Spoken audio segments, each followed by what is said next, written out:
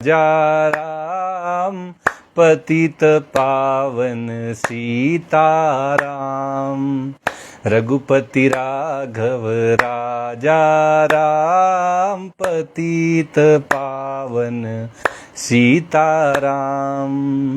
रघुपति राघव राजा राम पतित पावन सीताराम।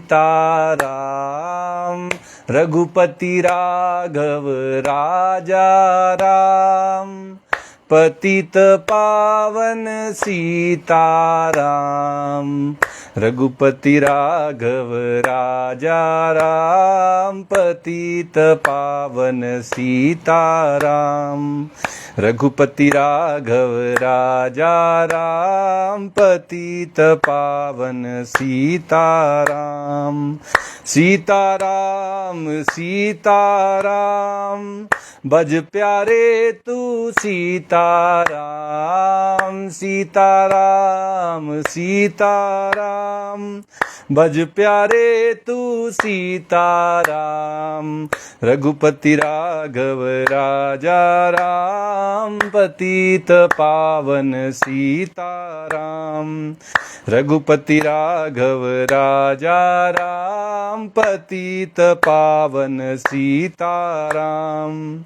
ईश्वर अल्लाह तेरो नाम सबको सन्मति दे भगवान। ईश्वर अल्लाह तेरो नाम सबको सन्मति दे भगवान। रघुपति राघव राजा राम पतित पावन सीताराम। रघुपति राघव राजा राम पतित पावन सीताराम। जय रघुनंदन जय घनश्याम जानकी वल्लभ सीताराम। जय रघुनंदन जय घनश्याम जानकी वल्लभ सीताराम। रघुपति राघव राजा राम पतित पावन सीताराम। रघुपति राघव राजा राम पतित पावन सीताराम। सीताराम सीताराम भज प्यारे मन सीताराम। सीताराम सीताराम भज प्यारे मन सीताराम। रघुपति राघव राजा राम पतित पावन सीताराम। रघुपति राघव राजा राम पतित पावन सीताराम। जय श्री कृष्णा। आज की श्रीमद् भागवत कथा में आप सबका स्वागत है। कल जब हम श्रीमद् भागवत की कथा कह रहे थे तो प्रथम स्कंद के 18वें अध्याय का समापन हो रहा था और सूत जी महाराज हम सबको बड़ी ही गंभीर शिक्षा देख रहे थे। कह रहे थे कि महात्माओं का तो स्वभाव ही ऐसा होता है। कैसा होता है महात्माओं का स्वभाव कि जगत में जब दूसरे लोग उन्हें सुख दुख आदि द्वंद्वों में डाल देते हैं तब भी वे प्रायः हर्षित या व्यथित नहीं होते हैं। एक समान रूप में रहते हैं, समता में स्थित रहते हैं, क्योंकि दुख भी भगवान के दिए हुए हैं और सुख भी भगवान के दिए हुए हैं। सुख देने वाले भगवान है और दुख देने वाला कोई दूसरा है। अरे जिन परमपिता परमेश्वर की इच्छा के बिना एक पत्ता भी नहीं हिल सकता, उसकी इच्छा के बिना कोई आपको दुख दे देगा? भला विचार करिए। तो जैसे सुख भगवान हमें देते हैं ऐसे ही दुख भी हमें भगवान ही देते हैं, कोई दूसरा दुख देने वाला नहीं है। और इसलिए जो संत होते हैं ये जानकर कि सुख और दुख दोनों एक ही भगवान से आने वाले हैं, वो इनके प्रति न हर्षित होते हैं और न व्यथित होते हैं। एक समान भाव से भगवान के श्री चरणों का आश्रय लेकर स्थित रहते हैं। हम सबको भी अपने जीवन में इस बात को लागू करना चाहिए। हमें भी अपना जीवन ऐसे ही जीने का प्रयास करना चाहिए। 19वें अध्याय का प्रारंभ हो रहा है। अथ एकोनविंशो अध्यायः। श्रीमद् भागवत के प्रथम स्कंद के 19वें अध्याय का नाम है परीक्षित का अनशन व्रत और सुखदेव जी का आगमन। महाराज परीक्षित को श्रृंगी ऋषि ने श्राप दे दिया है, जो समी ऋषि के पुत्र हैं। श्राप में क्या दिया है कि आज के 7वें दिन तक्षक सांप आपको काट लेगा, मृत्यु हो जाएगी महाराज परीक्षित की। आगे की कथा सूत जी महाराज सुनाते हुए सौनक आदि ऋषियों से कहते हैं। सूत उवाच महीपतिस्त्वथ तत्कर्म गह्यम विचिन्तयन्नात्मकृतं सुदुर्मनाः अहो मया नीच मनार्यवृत कृतं निरागसी ब्रह्मणि गुण तेजसी। सूत जी कहते हैं कि राजधानी में पहुंचने पर राजा परीक्षित को अपने उस निंदित कृत्य के लिए बड़ा पश्चाताप हुआ। कभी कभी हमारा ध्यान नहीं होता, हम कैसी सिचुएशन में हैं उसमें ऐसे फंस जाते हैं कि हम न चाहते हुए भी कुछ ऐसा कर्म कर डालते हैं जो हमें नहीं करना चाहिए था, जो हमारे योग्य नहीं था, हमारे लिए उचित नहीं था। उस समय हमें इस बात का ख्याल नहीं आता, लेकिन जब हम उस सिचुएशन से बाहर निकलते हैं तब हमें निश्चित रूप से उसका ये ध्यान आता है। हम उसको याद करके ग्लानि महसूस करते हैं, पश्चाताप करते हैं। ऐसा ही कुछ महाराज परीक्षित के साथ हुआ। उन्होंने समी ऋषि के गले में एक मरा हुआ सांप डाल दिया था। कलयुग का प्रभाव था, उस समय उन्हें नहीं पता चला। जब वे अपनी राजधानी में लौटे तो उनको अपने इस कृत्य के लिए बड़ा पश्चाताप हुआ।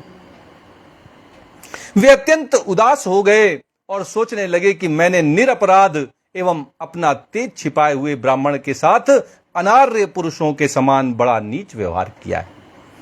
आर्य और अनार्य, आर्य वे हैं जो जीवन के मूल्यों को जानते हैं, शास्त्रों के अनुसार अपने जीवन को जीते हैं, और अनार्य इसके विरोध में हैं, जो राक्षसी स्वभाव से युक्त हैं।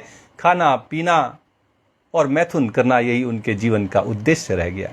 पशुओं के समान ही हैं, बस बिना पूंछ के हैं, बिना सींग के हैं। आप ऐसे व्यक्तियों को अनार्य कह सकते हैं। चूंकि महाराज परीक्षित भगवान श्री कृष्ण के अनन्य भक्त हैं,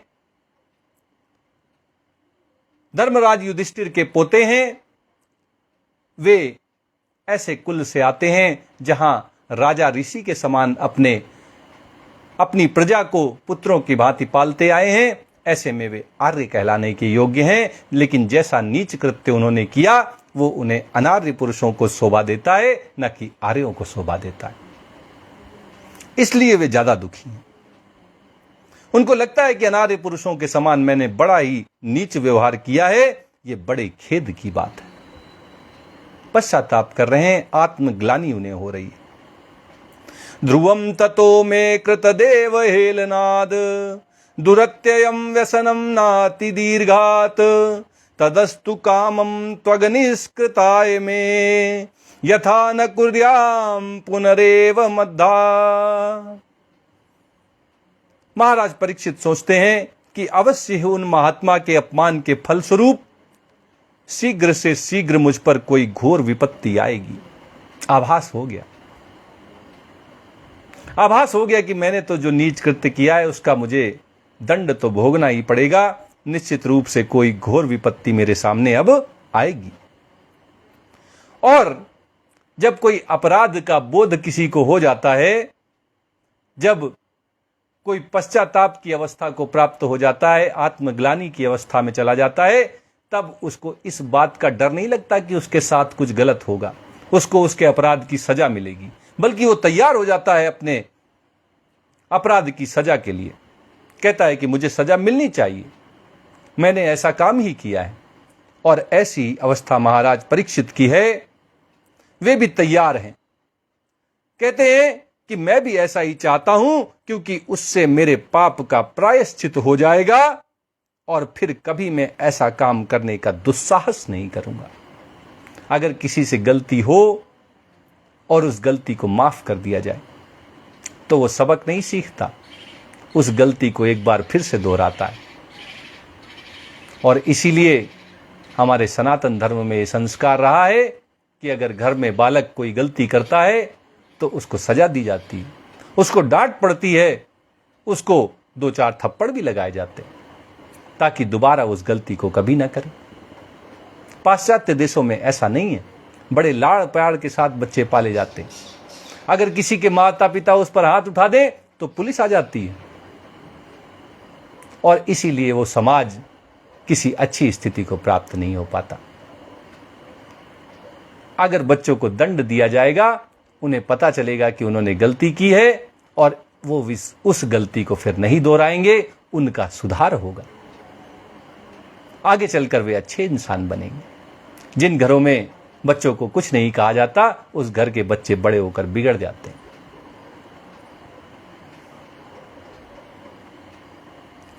महाराज परीक्षित तैयार हैं कि मुझे दंड मिलना चाहिए और यही मेरे पापों का प्रायश्चित होगा,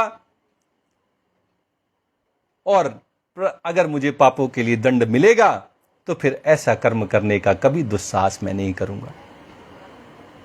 अद्यैव राज्यं बलमृद कोशम प्रकोपित ब्रह्म कुलानलो में दहत्व भद्रस्य पुनर्न मे भूत पापीयसी धीर द्विज देव गोभ्य। महाराज परीक्षित कहते हैं कि ब्राह्मणों की क्रोध अग्नि आज ही मेरा राज्य, मेरी सेना और भरे पूरे खजाने को जलाकर खाक कर दे, जिससे फिर कभी मुझ दुष्ट की ब्राह्मण, देवता और गाय के प्रति ऐसी पाप बुद्धि ना हो। हमारा जो समाज रहा है वहां देवताओं की पूजा होती रही है, ब्राह्मणों की पूजा होती रही है, गाय माता की पूजा होती रही है।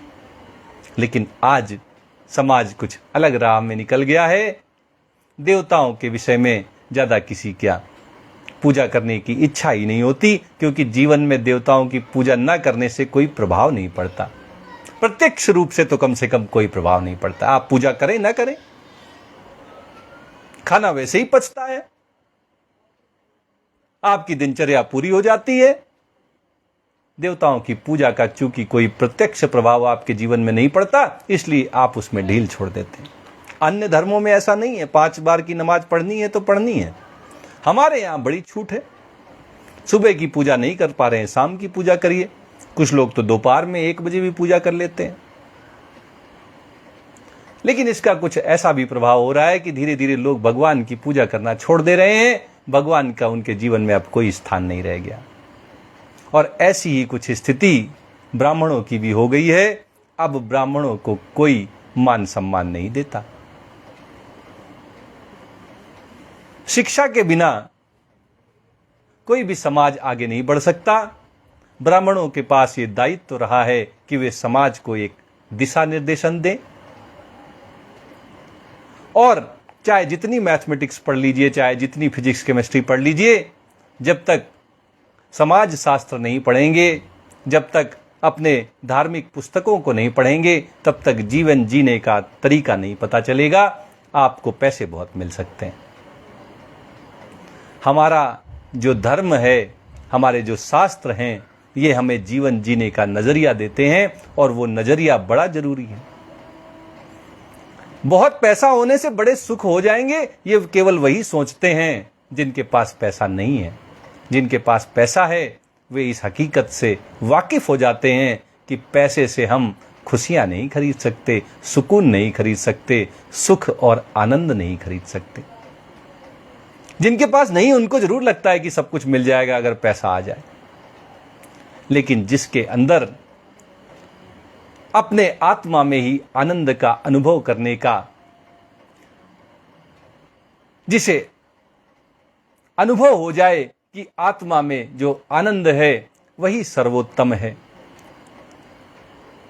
जो सुख आत्मा में है वह बाहर कहीं नहीं है। हम सब जगह खोजते फिरते हैं, और वो सुख है हमारे अंदर, वो शांति है हमारे अंदर, वो आनंद है हमारे अंदर।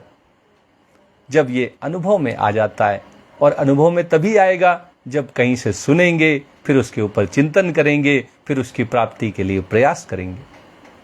और कहाँ से सुनेंगे? ये 10th क्लास की 12th क्लास की किताबों में तो नहीं बताया जाएगा। ये तो शास्त्रों के अध्ययन से, संतों के वचनों से और भगवान की भक्तिमय, प्रेममय पूजा अर्चना से ही आएगा। यही हमारे शास्त्रों का महत्व है, यही ब्राह्मणों का महत्व है। और जैसे ब्राह्मणों और देवताओं की दुर्गति हुई है, ऐसी ही दुर्गति गाय मां की हुई है। गाय का पालन करना सबसे बड़ा पुण्य माना जाता रहा है हमारे समाज में। लेकिन आज जैसे जैसे शहरीकरण हुआ है, लोगों ने गाय पालना छोड़ दिया। गांवों की अर्थव्यवस्था में गाय की बड़ी भूमिका रही है, लेकिन धीरे धीरे भैंस ने उसका स्थान ले लिया है, क्योंकि ज्यादा दूध देती है, उसमें ज्यादा मलाई पड़ती है, उससे ज्यादा घी मिलता है। हमने ज्यादा के चक्कर में जो महत्व गाय का था उसको खो दिया है। और जैसी दुर्गति देवताओं की और ब्राह्मणों की है, ऐसी ही गायों की भी हो गई है। लेकिन महाराज परीक्षित इन सबको बराबर सम्मान देते रहे हैं, और इसलिए उनको डर है कि मुझसे जो गलती हुई है उसके बदले जो मुझे प्रायश्चित करना है वो मुझे दंड से ही हो पाएगा।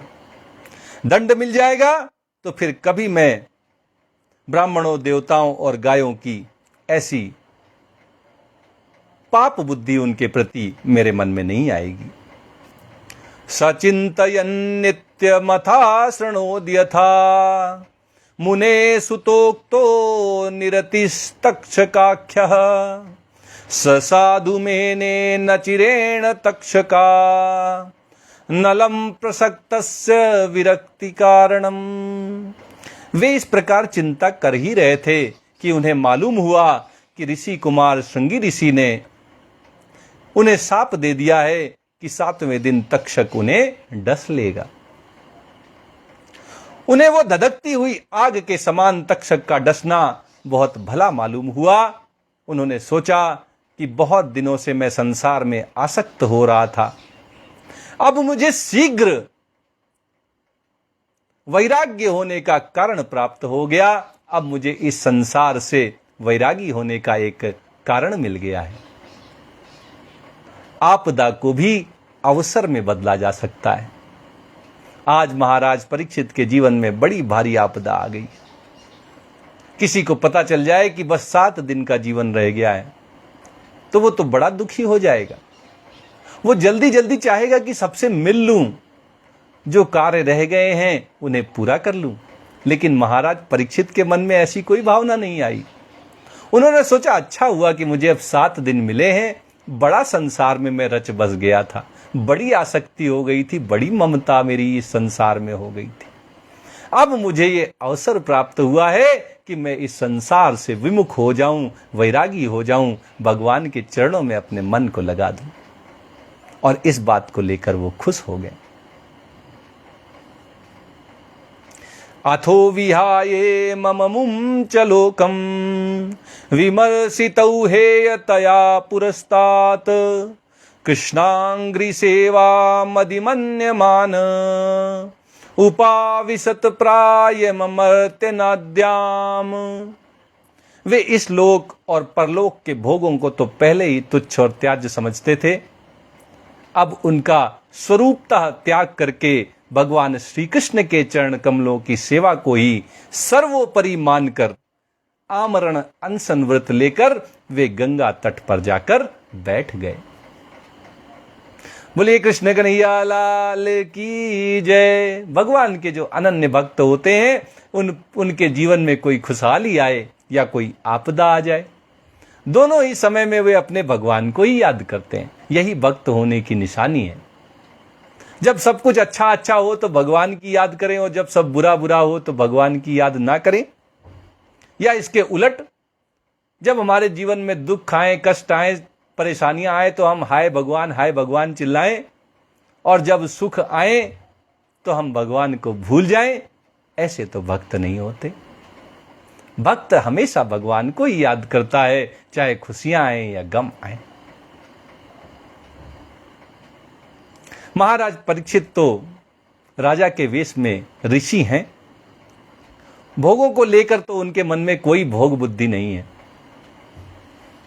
वे तो इस संसार के और स्वर्ग के भोगों को तो तुच्छ समझते आए हैं। उनको तो उन्होंने कोई महत्व ही नहीं दिया, त्याग समझते हैं उसको।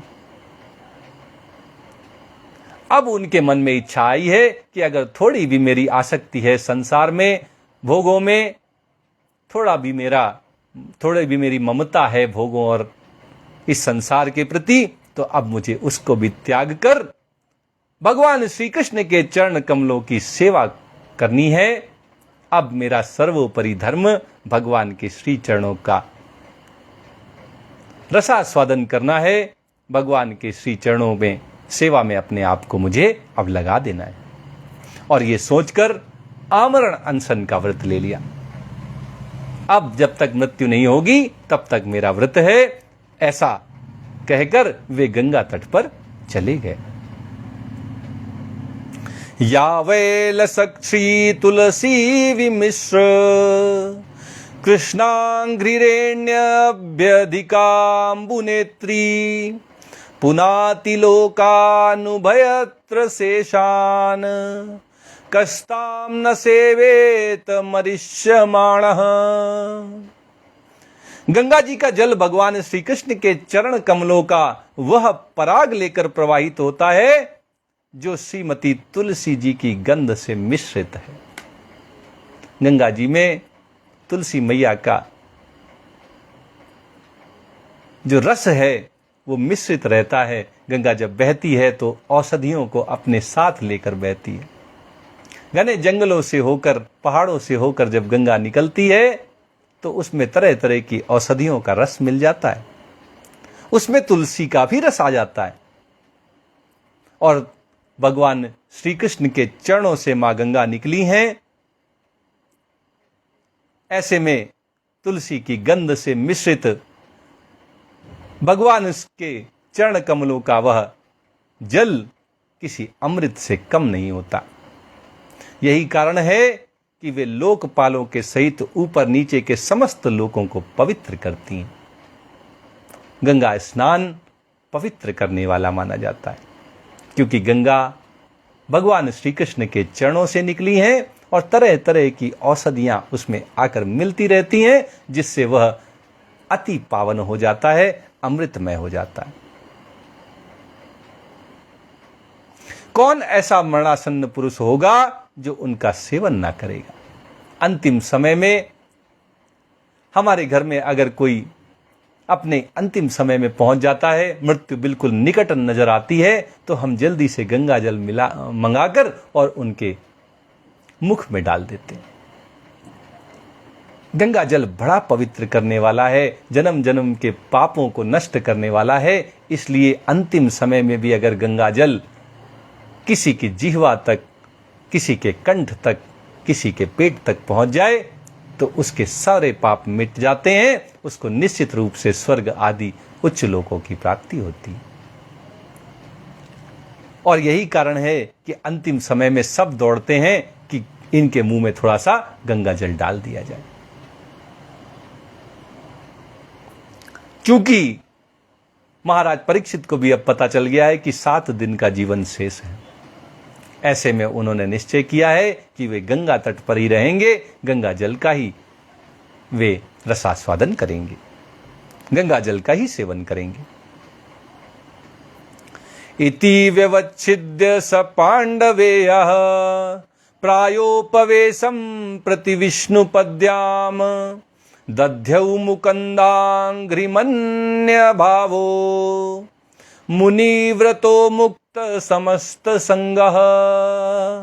इस प्रकार गंगा जी के तट पर आमरण अनशन का निश्चय करके महाराज परीक्षित समस्त आसक्तियों का परित्याग करके और मुनियों का व्रत स्वीकार करके अनन्य भाव से भगवान श्री कृष्ण के चरण कमलों का ध्यान करने लगे। संसार को छोड़ दिया और भगवान के चरणों में अपना ध्यान लगाकर गंगा तट पर वो आकर विराजमान हो गए। आज की कथा यहीं तक कही जाएगी। आइए श्रीमद् भागवत जी की आरती करते हैं और कथा को यहीं विराम देते हैं।